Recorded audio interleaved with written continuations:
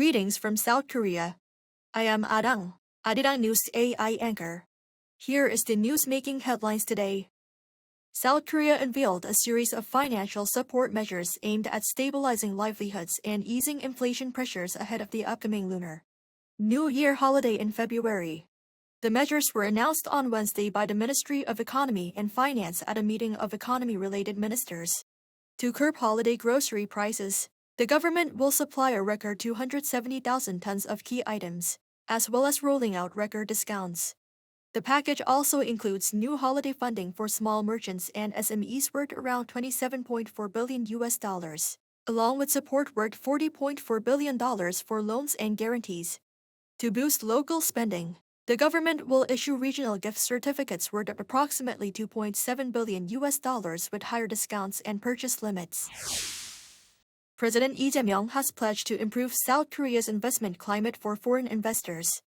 The president made the remarks during a meeting with foreign invested companies and foreign chambers of commerce on Wednesday. President Lee promised to streamline regulations and eliminate unnecessary red tape and urged greater investment in South Korea, saying the market remains undervalued. He also called for a shift in investment beyond the Seoul capital area, outlining plans to offer incentives to companies that invest in other regions. Defense Minister An will sit down with his Japanese counterpart Shinjiro Koizumi on Friday in the Japanese port city of Yokosuka.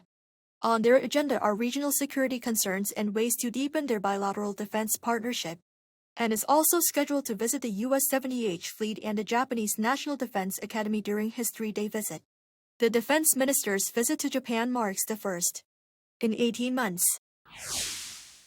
U.S. President Donald Trump signaled openness to further tariff talks with South Korea on Tuesday, saying the two sides will work something out despite earlier plans to raise tariffs on Korean goods from 15% to 25%. The White House says the proposed hike stems from South Korea's failure to implement commitments under a bilateral trade deal, under which Washington lowered tariffs in exchange for Seoul's pledge to invest $350 billion in the United States. U.S. officials point to delays in Korea's National Assembly in passing legislation needed to support that investment, while South Korea's ruling party says a formal review will begin in February.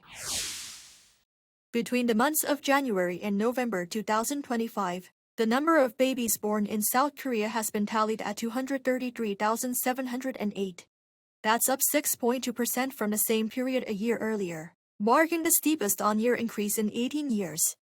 This is according to data released from the Ministry of Statistics on Wednesday, which said the total is expected to rise, surpassing the record of 2024, putting the figure on an upward trend for a second consecutive year. In November alone, 20,710 babies were born, which is the highest for the month since 2019. Meanwhile, the number of deaths went up 4.9% from a year earlier, which means the country is seeing a natural population decline of 9,968. That is all from me today. Thank you for watching.